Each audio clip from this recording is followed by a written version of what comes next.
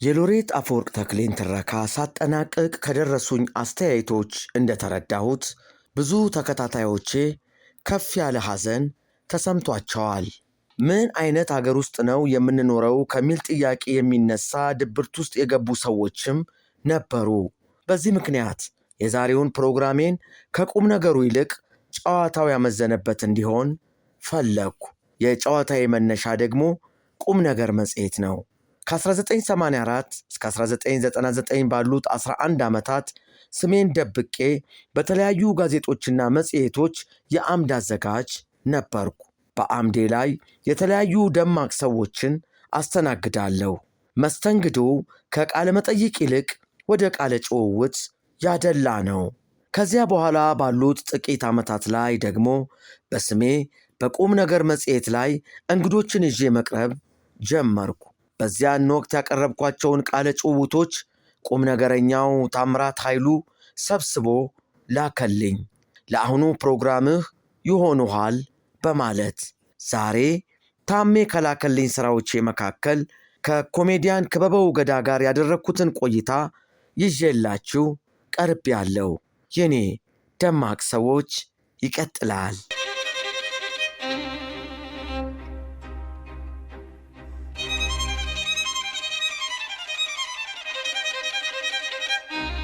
የኔ ደማቅ ሰዎች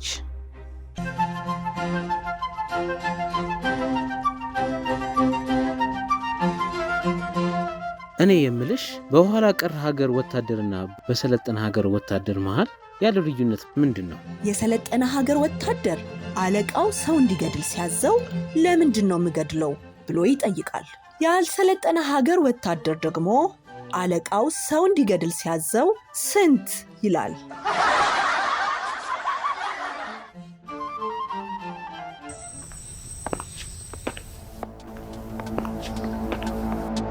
ኮስፒ ነው።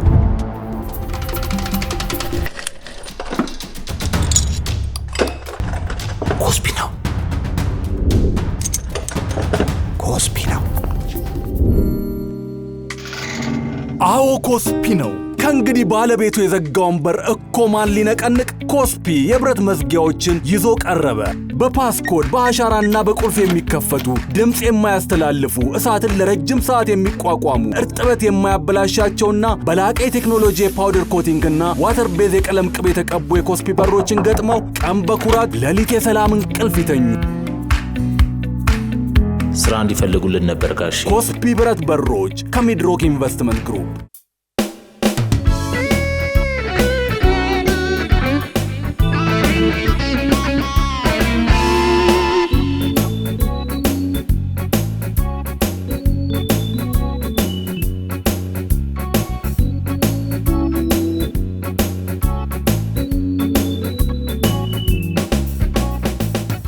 አንድ ክበበውና ስሙ።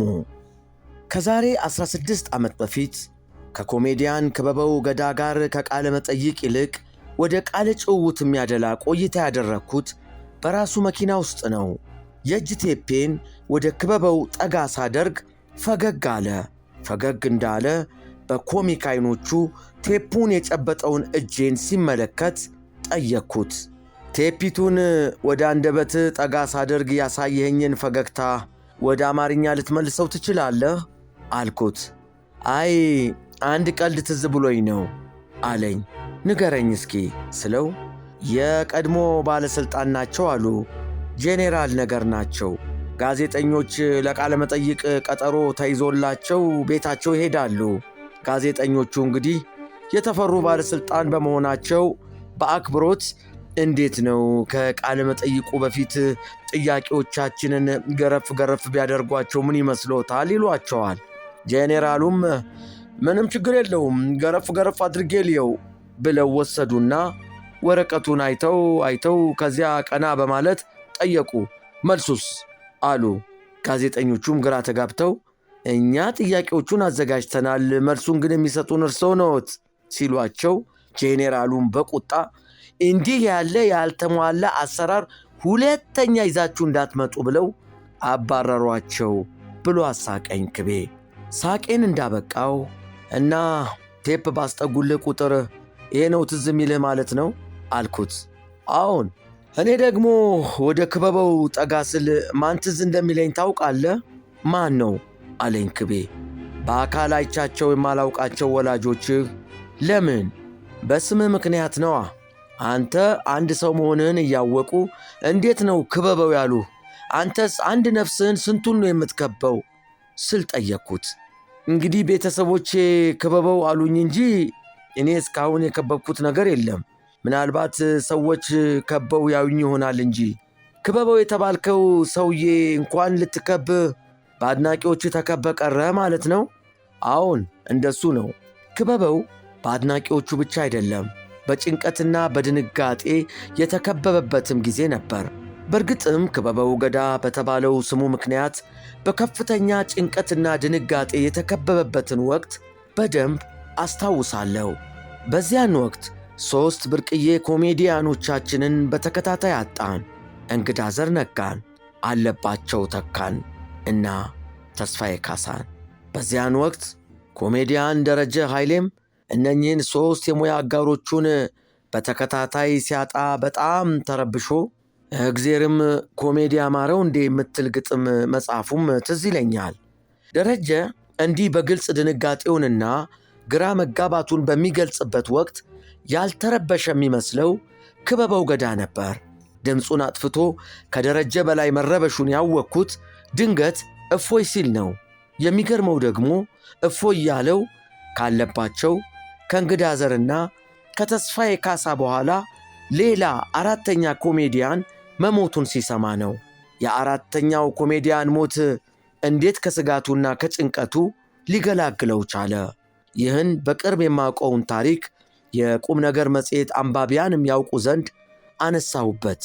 ክቤ፣ አንድ ሰሞን ብርቅዬ ኮሜዲያኖቻችን በተከታታይ መሞት ሲጀምሩ ብዙዎቻችሁ ደንግጣችሁ ነበር አልኩት። ክበበው ትንሽ ተከዝ አለና አዎን ጥሩ ጊዜ አልነበረም ያሳለፍነው አለኝ። በተለይ አንተን ያስጨነቀህ ግን የሟቾቹ ኮሜዲያን የአባት ስም 2 ፊደል መሆኑ እንደነበር ትዝ ይለኛል አልኩት። ልክ ነህ። እንግዳዘር ነጋ፣ አለባቸው ተካ፣ ተስፋዬ ካሳ እያለ ቆጠራቸው። በዚህ ምክንያት ቀጣዩ ሟች እኔ ክበበው ገዳ ነኝ ብለህ እንቅልፍ አጣ ስለው እየተንገሸገሸ ኧረ ተወኝ፣ ከጭንቀቴ ብዛት ኮሜዲያንነቴን ሁሉ ላቆም ጥቂት ነበር የቀረኝ አለኝ። ይህን ጭንቀት እንዴት ተገላገልከው? አይ ከዚያ በኋላማ ሞትም ከ2 ዲጂት ወደ 3 ዲጂት ገባ። በኮሜዲያን ሀብቴ ምትኩ ሞት ማለት ነው? አዎን አለኝ ክበበው።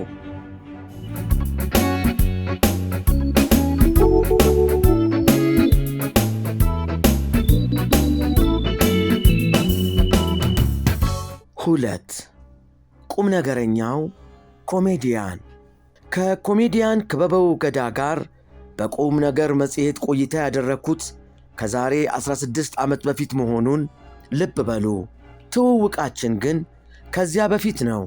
እኔ ከነ ሀብታሙ ቦጋለ ጋር በኢትዮጵያ ቴሌቪዥን 120 ፕሮግራም በምሠራበት ወቅት ውሏችን ብሔራዊ ቲያትር አካባቢ ነበር። ብሔራዊ ቲያትር ደግሞ የክበበው ግዛት ነው። በእረፍት ሰዓቶቻችን እየተገናኘን አብረን እንጫወታለን። በእንደዚህ ያለ የጨዋታ ወቅት ኮሜዲያን ክበበው ቀልዱን ጣል የሚያደርገው አልፎ አልፎ ነው። አብዛኛውን የአየር ሰዓት ለሀብታሙ ቦጋለ በመተው እነኛ አልፎ አልፎ ጣል የሚያደርጋቸው ቀልዶች ግን ዕድሜ ልክ የሚያስቁ ናቸው። ከእርሱ ጋር ካሳለፉት ጊዜ የተገነዘብኩት ሌላም ነገር አለ። ክበበው ከኮሜዲያንነቱ ባሻገር ለሀገርና ለወገን የሚያስብ ቁም ነገረኛ ልብ አለው። ለምሳሌ ወዳጃችን ጋዜጠኛ ገዛኸኝ መኮንን በሚያዘጋጀው አኩኩሉ የሕፃናት መጽሔት ላይ ለሕፃናት እየጻፈ ያዝናናቸው እንደነበር ትዝ ይለኛል። በ22 የአሜሪካ ከተሞች ኮንሰርቱን አሳይቶ ወደ አዲስ አበባ ሲገባ ለልብ ሙማን ሕፃናት ያበረከተው የገንዘብ ስጦታም አይረሳም። በስጦታ ሥነ ሥርዓቱ ላይ ኢቲቪን ጨምሮ በርካታ ጋዜጠኞችን ጠርቶ እንዳልመጡለት አጫውቶኛል። እኔም እየቀለድክ መስሏቸው ይሆናል ብየዋለሁ። ክቤ ግን የምሩን ነበር። በአሜሪካ በዞረባቸው 22 ስቴቶች የራሱና የሸምሱ ምስል ያለባቸውን ቲሸርቶችንና የጋሽ ፖሊሱ ሲዲን ሸጦ ያገኛትን ከ68,000 ብር በላይ ለልብ ሙማን ሕፃናት መርጃ አበረከተ። በዚያን ጊዜ ስሌት 68,000 ብር ማለት እጅግ ግርማ ሞገሳም ገንዘብ እንደነበር ልብ በሉ። ቁም ነገረኛው ክበበው ገዳ ከ16 ዓመት በፊት የ7 ዓመት ትዳር ነበረው። የ2 ልጆች አባትም ሆኗል። ልጆቹ ሐሌታና ቅዱስ ይባላሉ። ቀልደኛው ክበበው ደግሞ ከፍካት አምባ፣ ዋርድያ፣ ሸምሱና ጋሽ ፖሊሱ በተባሉ ስብስብ ሥራዎቹ ለሕዝብ ጥርስ የቀረበ ተወዳጅ ኮሜዲያን ነው። ከ16 ዓመት በፊት በቁም ነገር መጽሔት ላይ ለክበበው ካቀረብኩለት ጥያቄ መሃል አሁን ቢሆን የማልጠይቀው አንድ ጥያቄ አገኘው። ምን እንደነካኝ ሳላውቅ ቆንጆ ነኝ ብለህ ታስባለህ ስል ጠየቅኩት። ክቤም አሰብ አረገና በሕይወቴ እንደዛ አስቤ አላውቅም። እሺ ባለቤቴ በቁንጅናዬ ነው የወደደችኝ ብለስ አስበህ ታውቃለህ? አላውቅም። በምን እንደወደደችኝም ጠይቂያት አላውቅ። እኔ ግን እንጃ ከሴት ዐይን ውስጥ የሚገባ መልክ ያለህ አይመስለኝም። እናም ክቤ ከሚስቱ ዐይን ውስጥ ገባ ከማለት ይልቅ ከሚስቱ ጥርስ ውስጥ ገባ ማለት የሚቀል ይመስለኛል። ባጭሩ ስታይ ሳይሆን ስትስቅልህ የተሸነፈችልህ ይመስለኛል ማለቴ ነው ስለው፣ ይሆናል ማን ያውቃል፣ ብቻ ሁሉም ሰው ቆንጆ ባይሆንም የራሱ ውበት አለው። በቆንጆ ጠባዩ የሚማርክ አለ፣ በቆንጆ ጭንቅላቱም የሚያማልል አለ። እሺ የክቤ አይነቱ ደግሞ ዐይን ባይሞላም ጥርስ ይሞላል ስለው፣ አዎ ጥርስ ይሞላል፣ ጥርስ ካለ ደግሞ ፍቅር አለ አለኝ ኮሜዲያን ክበበው ገዳ። ቀጠል አድርጌም እንዲህ አልኩት፣ እኔ ምልህ ክቤ፣ ድሮ ዘፋኞች ሲደክማቸው ክበበው ወደ መድረክ ግባ ነው የሚባለው። አሁን ደግሞ በተራቸው ክበበው ሲደክመው ነው አሉ ዘፋኞች ግቡ የሚባሉት። እውነት ነው አልኩት። ክቤም ቀበል አርጎ ፊተኞች ኋለኞች ይሆናሉ ይባላል። ይሄን ካነሳው አይቀር ታገል። ድሮ በጣም በፊት ነው ኤግዚቢሽን ማዕከልም የተለያየን ቦታ ስንሄድ እኛ እንደ ማሟያ ነበር የምንታይ። አንድ ነገር ብቻ ይፈጠር፣ ሌላው ቀርቶ ኤሌክትሪክ ከመብራት ኃይል ሲቋረጥ የተገኘውን ኮሜዲያን ና ግባ ሸፍን ይባላል። እኔማ አንድ ሰሞን ጄኔሬተር ልሁን ኮሜዲያን ግራ ገብቶኝ ነበር። አሁን ያ ሁሉ ቀረና በተራችን እነሱን ጄኔሬተር አደረግናቸው። እኛ ሲደክመን ሙዚቀኛ ይገባል ሲለኝ፣ ጥንታዊ አባቶቻችን የቆየ ሰው ሳያልፍለት አይቀርም የምትለዋን ተረት ትተውልን ያለፉት እኮ እንደዚህ ያለ ወግ ላይ እንድንጠቀምበት ነው አልኩት። የቆየ ሰው ከሚስቱ ይወልዳልን ብለዋል ሲል ጨመረልኝ ክቤ። መውለድ ብትል አንድ ነገር ትዝ አለኝ። የመጀመሪያ ልጅ ስም ሐሌታ ነው። እኔ ደግሞ ሐሌታ ብለህ ስትጀምር ይሄ ሰውዬ እስከ ፐል ይወልድ አስቧል እንዴ ብዬ ሰጋው። ለመሆኑ ስንት ልጅ ለመውለድ አሰብክ ብዬ ጠየቅኩት። በእርግጠኝነት መንፈስ አይ ከዚህ በኋላ እንኳ በቃ አለኝ። ምን አልክ? ከሁለት በላይ መውለድ አልፈልግም። ተው ክቤ ይህን ያክል እርግጠኛ አትሆን ስለው አመነታና አይ ምናልባት የእግዚአብሔር ነገር ነው ይሄ፣ እኔ ፈቃደኛ አይደለሁም፣ ግን እንደው የእግዚአብሔር ነገር አይታወቅም አንዳንድ ጊዜ ሲላኩ ተመተመ። በኋላ ስትወልድ ሳናውቅ በስተት ልትል ይሆን የልጁን ስም፣ ወይም ደግሞ ስናውቅ በድፍረት? እንግዲህ ስሙ ከሁለት አንዱ ነው፣ የዚያን ጊዜ እንመርጥለታለኝ አለኝ ክቤ።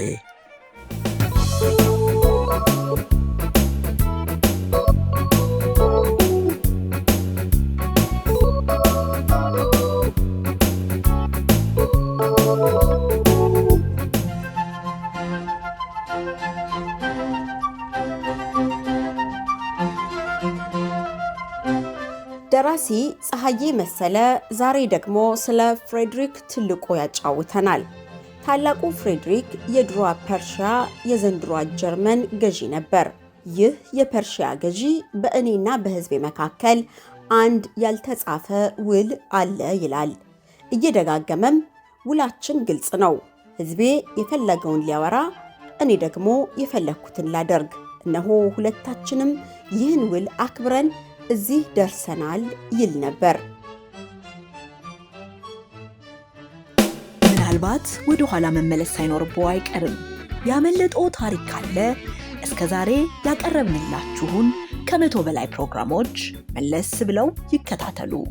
ለጠቅላይ ሚኒስትርነት መመረጣቸውን ሊነግሯቸው ቤታቸው ድረስ ከመጡት ከጄኔራል አማን አምዶም ጋር የተጣሉት የፍቅር እስከ መቃብሩ ደራሲ ሐዲስ ዓለማየሁ፣ የትም ያልተሰሙ የደራሲ ስብሐት ገብረ እግዚአብሔር አስቂኝ፣ አስገራሚና አሳዛኝ ታሪኮች፣ ብዙ ግፍ የተፈጸመበት ባለቅኔ ደበበ ሰይፉ፣ በሥራ ምድቡ ላይ የነበረውን ፖሊስ ጸረ ሕዝብ ነህ በማለት ጣቢያ ወስጄ ካላሳሰርኩ ብሎ ጣጣ ውስጥ የገባው ደራሲ አውግቸው ተረፈ፣ መንፈስ ሲወርድበት የሚጽፈው የገጣሚ ሙልጌታ ተስፋዬ አስቂኝና አስገራሚ ታሪኮች፣ የሌሎችም ደማቅ ሰዎቻችንን ታሪክ መለስ ብለው ያጣጥሙ።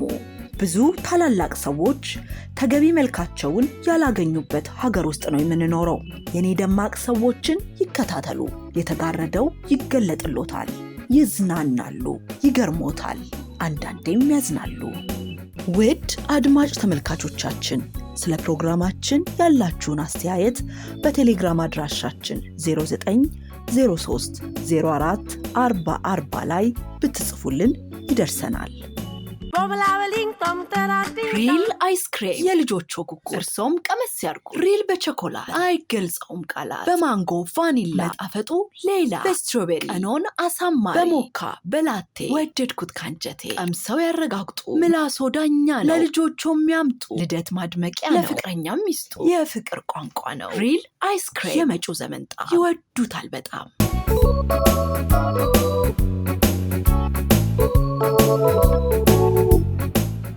ሶስት ምርጫ 97ና ፕሬዝዳንት ኢሳያስ። ክበበው ገዳ የሚሰራቸው አስደማሚና አስቂኝ ነገሮች ከብዙ ትርምሶች ገለል ካለው የኑሮ ዘይቤውና ደከመኝ ከማያውቀው ትጋቱ አንጻር የምጠብቀው ነው። ይሄ ማለት ታዲያ ክበበው ያልጠበቅኩትን ነገር ሲያደርግ አላየሁትም ማለት አይደለም። አንዴ ምን ሲያደርግ እንደገጠመኝ ልንገራችሁ። ጊዜው የምርጫ 97 ሰሞን ነው። 1997 ሰኔ ወር ላይ እኔና ክቤ እንደ ወትሯችን አንድ ቦታ ዋልን። ሌሎች ጓደኞቻችንም አብረውን ነበሩ። አብረውን ከነበሩት መሃል ጋዜጠኛ ሀብታሙ ቦጋለ፣ የደበበ ሰይፉ ወንድም አዶናይ፣ ገጣሚና ሀያሲው ደረጀ በላይነህ፣ ጋዜጠኛ ገዛይ መኮንን ትዝ ይሉኛል። ሁላችንም ከሩቅ የሚሰማው የተኩስ ድምፅ እያሳሰበን እንጨነቃለን። እንወጣለን፣ እንገባለን። ክቤ ግን ከተቀመጠበት አልተነቃነቀም። የሆነ ነገር ይጫጭራል። ያን ጊዜ እንደ ዛሬው ላፕቶፕ አልነበረውም። የሚጽፈው በወረቀት ላይ ነው። መጨረሻ ላይ የጻፈውን አሳየኝ። በዚያ ቀውጢ ሰዓት እርሱ የሚጽፈው ስለ አንዲት ጉልት ቸርቻሪ ሴትዮ ነው። እኚህ ሴትዮ በዚህ አስፈሪ ቀን ምን ሊሸጡ ይችላሉ? የጉሊት ደንበኞቻቸው ተባራሪ ጥይት ፈርተው ከቤት አይወጡም። የወጡ እናቶች ካሉም ለድንጋይ ውርወራ የወጣ ልጃቸውን ፍለጋ ነው። ስለዚህ እንደዚህ ባለው ክፉ ቀን ድንችና ቲማቲም መሸጥ አያዋጣም። የዕለቱ ተፈላጊ ሸቀጥ ድንጋይ ነው። የገበያ ኢላማቸው ደግሞ እነኛ በፖሊስ ላይ ድንጋይ የሚወረውሩት ወጣቶች ናቸው። ሴትየዋ ከአፈር ክምር በተሠራው መደባቸው ላይ ድንችና ስኳር ድንች የሚያካክሉ ድንጋዮች ቆልለው መሸጥ ጀመሩ። ደማቸው የፈላ ወጣቶች ፖሊስ ላይ የሚወረውሩት ድንጋይ ሲያልቅባቸው ወደ እኚህ ሴትዮ ጉሊት ተሯሩጠው ይመጣሉ። እማማ የ2 ብር ድንጋይ ለእኔ የብር 50 መርቁልኝ እንጂ እያሉ ይገዛሉ። እማማም በከሰል መስፈሪያ ሳህን ድንጋዩን እየሰፈሩና አይ ምርቃት የለም እያሉ ይሸጣሉ። አልፎ አልፎ ዋጋውን ቀንሱልኝ እንጂ እያለ ወይም 1 ሳህን ሙሉ ድንጋይ 1 ብር ልግዛ እያለ የሚሞግታቸውን ወጣት ከቦታውን በዚህ አልመጣ እያሉ ያባርሩታል። በዚህ መሃል አንዲት ሴትዮ ይመጣሉ። እኔ ሳህን ሙሉ ድንጋይ ምን ያደርግልኛል? አንዷን ብቻ ልግዛው ይሏቸዋል። ጉሊት ነጋዴዋም በጉሊት ችርቻሮ ታሪክ አንድ ቲማቲም ብቻ በማይሸጥበት ሀገር እንዴት ደፍረው ነው አንድ ድንጋይ ብቻ ሽጡልኝ የሚሉኝ ብለው ይቆጣሉ። ገዢዋም እኔ ከአንድ ድንጋይ በላይ ምን ያደርግልኛል ብለው ሙግታቸውን ይቀጥላሉ። ስለ የምሸከማትን አንዲት ድንጋይ ብቻ ነው የምፈልገው ይላሉ። በረብሻው ምክንያት ድንጋዩ ሁሉ ተወርውሮ ማለቁን እየዘረዘሩ። ይህ ቀልድ እጅግ ሰፊና ጥልቅ ትርጉም ያለው ነው። መተንተን ከጀመርኩ ከመዝናኛው ድባብ እወጣለሁና ለጊዜው ልለፈው። ክቤ አልኩት። አቤት። በምርጫ 97 ጊዜ የቲማቲም ጉሊታቸውን ወደ ድንጋይ ጉሊትነት የለወጡት ሴትዮ ትዝ አሉኝ። ይቺ ሥራ በአሁኑ ሲዲህ ጋሽ ፖሊሱ ላይ እንድትካተት ብዙ ጎትጉቼ ነበር። አሻፈረኝ አልክ። እኛን ምስኪን ጉሊት ነጋዴ አደባባይ የማታወጣቸው ከሆነ ለምን ጻፍካቸው ስለው እኔ ለገንዘብ አይደለም ለዝናም አይደለም፣ ውስጤ ስሜቴ ብቻ እንዲረካ ምጽፋቸው ነገሮች አሉ። እነዚያ ነገሮችን ከውስጤ በማውጣቴ ብቻ ረካለሁ። በተረፈ ለሕዝብ ስለማውጣቱ ግድ የለኝም አለኝ ክበበው ገዳ። ሌላም ጥያቄ አቀረብኩለት። አንድ ምጡቅ ፈላስፋ ወይም ምሁር ሲነሳ ከዘመኑ ቀድሞ የተፈጠረ ሊቅ ብሎ ማድነቅ የተለመደ መሆኑን ታውቃለህ? አዎን። እኔ ደግሞ እንዳንተ ያለ አስቂኝ ሰው ሲገጥመኝ ከዘመኑ ዘግይቶ የተፈጠረ ሰው ላለሁ። ለምን አለኝ ክቤ። ምክንያቱም ለምሳሌ በአፄ ምኒልክ ጊዜ ብትፈጠር ኖሮ እንደ አለቃ ገብረሃና የንጉሥ አጫዋች ሆነህ ቤተ መንግሥት እንደ ልብህ ገባ ወጣትል ነበር። እንዲያው በገብረሃና ሞት ልጠይቀ በዚያን ዘመን ብትፈጠር አይሻልም ስል ጠየቅኩት። ክቤም እንዲህ አለኝ። የድሮ ንጉሶች ስስታሞች ይመስሉኛል። ለሕዝቡ አያስቡም፣ ለራሴ ብቻ ነው የሚሉት። አሃ በአንተ ስሌት ከሄድን የአሁኖቹ መሪዎች ለሕዝብ ስለሚያስቡ የቤተ መንግሥቱን በር ዘጉብህና አንተ የሕዝብ አጫዋች ሆነ ቀረ ማለት ነው። እኔ በበኩሌ ንጉሥ አጫወትኩ፣ ፕሬዝዳንት አጫወትኩ፣ ሕዝብ አጫወትኩ፣ ለእኔ ለውጥ የለውም። ሰው ነው አለኝ። መቼስ አንተም ሰው ነህ። መድረክ ላይ ቀልደህ ሕዝቡ ጸጥ ቢል ምን አደርጋለሁ ብለህ አስበህ ታውቃለህ? ምን አደርጋለሁ ዕድሌ ነው ብዬ አለና ከት ብሎ ሳቀ። ተስፋ ልትቆርጥ ስለው አይ እሱስ ተስፋ አልቆርጥም፣ እያደር ያስቃቸዋል ብዬ ነው የምወርደው። ግን ሰው የማይስቅበት መድረክ ገጥሞ ያውቃል? በጭራሽ። እሺ ወደ ሌላው ጥያቄ እንግባ። በ22 የአሜሪካ ስቴቶች ዝግጅትን ባቀረብክበት ወቅት ኤርትራውያን ይገቡ ነበር አይደል? አዎን ይገባሉ።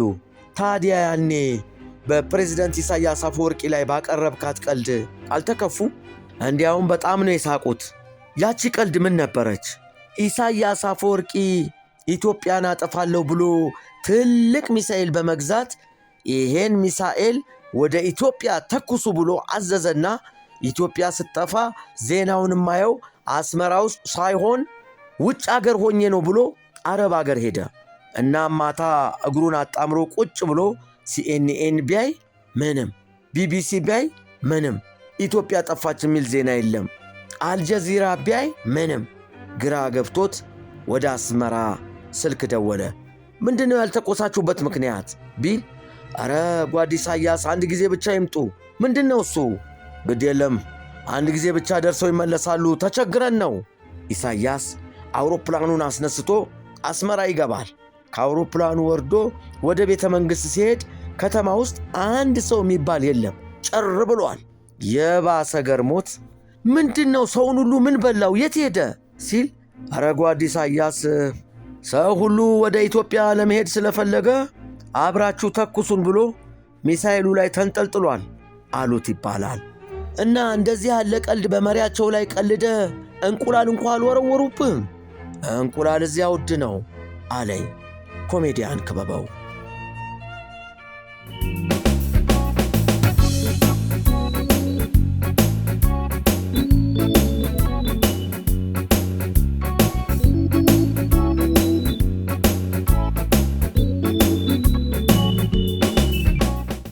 አራት ክበበው እንደ እንግዳ በግ። ኮሜዲያን ክበበው ገዳን እንዲህ አልኩት። የዛሬን አያርገውና ከፍካት አምባ የተባለው የመጀመሪያ የቪኤችኤስ ሥራ በኤሌክትራ ሙዚቃ ቤት አሳታሚነት ገበያ ላይ የዋለ ሰሞን የገዛ ሥራን የምታይበት ዴክ ስላልነበረ በየጎረቤቱ ደጅ እየጠና ነበር የምትመለከተው አልኩት። አንተ የምታውቀው ዴክ ፍለጋ መንከራተቴን ነው። እኔ ራሴ ዴክ ሆኜ እንደነበር ብነግርህ ምን ልትል ነው? መቼ? ድሮ ነዋ። በእኛ ጊዜ ማንም ሰው ቤት ዴክ አልተለመደም። ሁላችንም የምናየው ሲኒማ አዲስ ከተማ ወይም ሲኒማ ኢትዮጵያ አሊያም ሲኒማ አምፒር ሄደን ነው። እዚያ ድረስ ሄደው ማየት የማይፈቀድላቸው የሀብታም ልጆች ነበሩ እኛ ሰፈር። ሄጄ እንዳይላቸው ገንዘብ ይሰጡኛል። ከዚያ አይቼ መጥቼ ነግራቸዋለሁ። ፊልሙን ደግሜ ማየት ከፈለግኩ አውቄ እሳሳታለሁ። እዚህ ጋ ምን ነበረ ጠፋኝ ስላቸው አንተ ደግሞ በደንብ አታይም እንዴ ብለው እንደገና ገንዘብ ይሰጡኛል። ፊልሙን ሄጄ ደግማለሁ። አሁን ሳስበው ያ ነገር አሁኑ ሥራዬ ላይም ትልቅ ተጽዕኖ ያሳደረ ይመስለኛል። በዚያን ጊዜ እየፈጠርኩና እያስመሰልኩ የማወራው አለኝ ክቤ። ከዚሁ ከፍካት አምባ በተባለው የመጀመሪያ ሥራ ላይ እንግዳ በግና ከሀገሩ የወጣ ሰው አንድ ነው የሚሉ አዛውንት እንደነበሩ አስታውሳለሁ። አንተስ ውጭ አገር በሄድክበት ወቅት እንግዳ በግ የሆንክበት አጋጣሚ አልነበረም? ከአንድ የአሜሪካ ስቴት ተነስቼ ወደ ሌላ ልሳፈር ስል ነው አውሮፕላኑ በር ላይ ኤግዚት የሚል ጽሑፍ ማየቴ ትዝ ይለኛል። ለካስ ከውስጥ ወደ ውጭ ነው የሚወጣው በዚያ በር። እኔ አገር ሰላም ብዬ በሩን ስከፍተው ሳይረን አሰማ። ድብልቅልቅ አለ። ፖሊሶች ከያቅጣጫው መጡ። ከዚያ ግን ወዲያው ተረዱኝ። እንግዳ በግ መሆን ገባቸው ማለት ነው። በኋላማ ሲያስረዱኝ እኔ ነኝ የገባኝ። ምን ብለው አስረዱ? ይሄ የአደጋ ጊዜ መውጫ እንጂ የአደጋ ጊዜ መግቢያ በር አይደለም አሉኝ። ክበበው መድረክ ላይ ኮሜዲያን ነው። ጓደኞቹ መካከል ደግሞ ተጫዋችም አድማጭም ነው። አንዳንድ ጊዜ ደግሞ በገዛ አገሩ እንግዳ በግ የሚያደርጉት ጓደኞች አሉት። ሲያሾፉበት እሱን ሳይቀር በሳቅ ጦሽ ያደርጉታል። ይህን ያወቅኩት አንድ ጥያቄ ሳቀርብለት ነው። መቼም አንዳንድ ጊዜ ታዋቂ ኮሜዲያን ሳይሆኑም የሚያስቁ ሰዎች አሉ በየሰፈሩ። አዎ አሉ። ከእንደዚህ አይነት ሰዎች መካከል የምታስታውሰውን የአንዱን ቀልድ ልትነግረኝ ትችላለህ? ክበበው በጥሞና ማሰብ ጀመረ። በአንተም ላይ የተቀለደብህንም ቢሆን ስለው ሳቅ አለና ነገረኝ። መጀመሪያ ከኢትዮጵያ ውጭ የሄድኩት አውስትራሊያ ነው። ከዚያ ከመጣው በኋላ እኔ አይታወቀኝም። ለካ ሁሌ አንድ አርዕስት በተነሳ ቁጥር አውስትራሊያን አስገባለሁ። በዚህ ጓደኞቼ ታዝበውኛል። በቅርቡ አሜሪካን አገር ለመሄድ ቪዛ ጨርሼ ሊሄድ ነው ስላቸው ከመካከላቸው አንደኛው ጓደኛዬ ብድግ ብሎ እሰይ ጎሽ አለ። ምን ነው እለዋለሁ። ከአውስትራሊያ ተገላገልን፣ ቅያሪ ወሬ ያገኘን ብሎ በጣም ነው ያሳቀኝ። ከመሰነባበታችን በፊት እስቲ ስለ ኮሜዲያን ብዙነህ ንገረኝ። ብዙነህ በጣም ተንኮለኛ ነው ሲበዛ። ለወደፊቱ የእሱን ሥራዎችና የኔን ባዮግራፊ ጽፌ አሳትም ይሆናል። ብሔራዊ ቲያትር በጣም የታወቀ ነበር። በተንኮል ነው ስሙ የገነነው። ብዙ የሠራቸው ሥራዎች አሉ። አንተንማ በነፍሰ ሥጋ ነው የሚጫወትብህ አሉ። አንድ ጊዜ ያደረገኝን ለምን አልነግርህም? ያን ጊዜ ክፍለ ሀገር ስንሄድ አበላችን 20 ብር ነው፣ ገንዘብ አይበቃንም። ስለዚህ እኔና ብዙነህ ደብል ቤድ አልጋ ነው የምንይዘው። ያም ሆኖ ብዙነህ ከኪሱ ገንዘብ አያጣም። አንድ ቀን ፍራንክ ፈለግኩና እባክህ ስጠኝ ስለው አልሰጥህም አለኝ። ብለው ብሠራው ፍንክች አልል አለ። በቃ እሺ ተወው አልኩና ክፍሌ ገባው። እሱ እስኪመጣ ልብሴን አውላልቄ ሰቃቀልኩና አልጋዬ ላይ ጋደም ብዬ ጠበቅኩት። ሲመጣ ፍራንክ ከኪሱ ለመውሰድ ነው። በኋላ መጣና አልተኛም እንዴ አለኝ። ምን እተኛለሁ እባክህ አልኩት። አይ በቃ ቁጭ በል ችግር የለውም ብሎኝ ልብሱን አውላልቆ ተኛ። እንቅልፍ እስኪወስደው ድረስ ሻወር ወስጄ ልምጣ አልኩኝ። ሻወር ወስጄ ስመለስ ያንኳርፋል። አቤት የተደሰትኩት ደስታ! ቀስ ብዬ ኪሱ ዘው ብል፣ ኋላ ኪስ ብል፣ ደረት ኪስ ብል፣ ጫማውን ባገላብጥ ምንም መተኛቱን ሁሉ ረስቼ ፍራሹን ሳይቀር ገልብጬ ያነሳሁት። እሱ ምንም አልተንቀሳቀሰም። ምንም ገንዘብ ማግኘት አቃተኝ። አይ በቃ እንግዲህ ለሌላ ሰው ሰጥቶ መጥቶ እንጂ ብዙነህ እንደዚህ አይሆንም አልኩና ወደ መኝታ ያመራው። በማግስቱ ጠዋት ቀድሞኝ ተነሳ። ጺሙን ተላጭቶ ልብሱን ለባበሰና አትነሳም እንዴ አለኝ። ወደ ሌላ ከተማ ልንሄድ ነው ሲለኝ አይ ቆይ መኪናው ሞተሩ እስኪነሳ ትንሽ ጋደም ልበል አልኩት። ካልክሺ አለና ማታ ግድግዳው ላይ ከሰቀልኩት ከራሴው ኪስ ውስጥ የራሱን ገንዘብ ቴንኪው ብሎ አወጣ። ለካስ ሻወር ስገባ ጠብቆ ብሩን ያስቀመጠው እኔ ኮት ውስጥ ኖሯል። ብድግ ብዬ ጨበጥኩት። በጣም ነው የማደንቅ፣ እንደዚህ ያለ ነገር ሆሊውድ እንኳ አልተሰራም አልኩት። ኧረ እባክህ እያለኝ ስቆብኝ ሄደ ብሎኛል። ክቤ ሳይለየን ያቆየን።